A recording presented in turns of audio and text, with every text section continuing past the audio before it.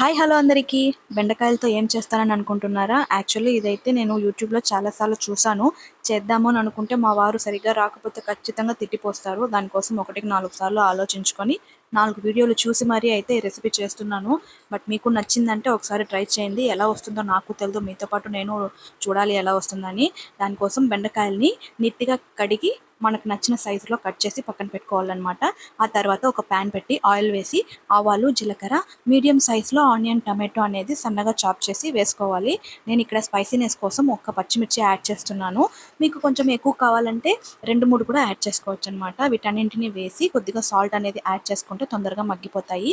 నేను 1 స్పూన్ వరకు ginger garlic paste అనేది యాడ్ చేసుకుంటున్నాను. అవి వేసి బాగా ఫ్రై అయిన తర్వాత మనం ముందుగా కట్ చేసి పెట్టుకున్న బెండకాయలని కూడా అందులో యాడ్ చేసుకోవాలి. ఈ టైంలో మనకు రుచికి సరిపడ్డ కారము, అలాగే కొద్దిగా పసుపు, ఆల్రెడీ సాల్ట్ మనం వేసాం కాబట్టి ఈ టైంలో కొంచెం చూసుకొని వేసి ప్లేట్ క్లోజ్ చేసి ఒక 5 to 8 మినిట్స్ వరకు క్లోజ్ చేసి పెట్టామంటే బాగా మగ్గిపోతాయి. సో ఈ లోపల మనకు ఒక చిన్న ప్రాసెస్ ఉంది. ఒక చిన్న కప్ తీసుకొని అందులో గడ్డ పెరుగు ఉంటుంది కదా, దాన్ని యాడ్ చేసుకొని ఉండలు లేకుండా మంచిగా స్పూన్తో బీట్ చేసుకోవాలి. అలా మంచిగా బీట్ అయిన తర్వాత అందులో 1 స్పూన్ వరకు కారము, కొద్దిగా సాల్ట్ అనేది యాడ్ చేసి మంచిగా మిక్స్ చేసుకోవాలి.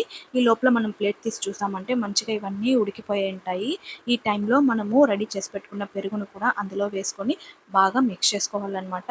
ఇక్కడ మీకు గ్రేవీ అనేది థిక్‌గా కావాలా లేదా పల్చగా కావాలా, రైస్‌కా లేకపోతే రోటీ చపాతీస్‌కా అంటే మీరు ఆ థిక్‌నెస్‌ని బట్టి మీరు దించేసుకోవచ్చు. నేనైతే రైస్‌కే తింటున్నాను కాబట్టి కొంచెం థిక్‌గానే నేను తీసుకున్నాననమాట. వాటర్ కొద్దిగానే యేసుకుంటున్నాను. అలా కాదు మీరు పల్చగా కావాలంటే ఒక గ్లాస్ వరకు వాటర్ అనేది యాడ్ చేసి బాగా అది దగ్గర పడేంత వరకు మనం ఉడికించుకోవాలి.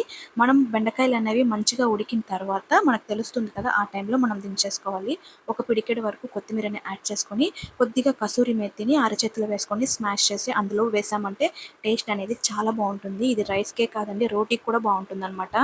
యాక్చువల్లీ ఈ రెసిపీ చేసేటప్పుడు దేవుడిని దండం పెట్టుకుంటూ చేస్తున్నాను. సరిగ్గా రాకపోతే మా వారు తిట్టకూడదు అని. కానీ మా ఆయన తిన్న తర్వాత "ఏంది పాప చాలా బాగుంది. ఎప్పుడూ చేయలేదు. కొత్తగా చేసావు. చాలా టేస్టీగా ఉందని" నన్ను మెచ్చుకున్నారనమాట.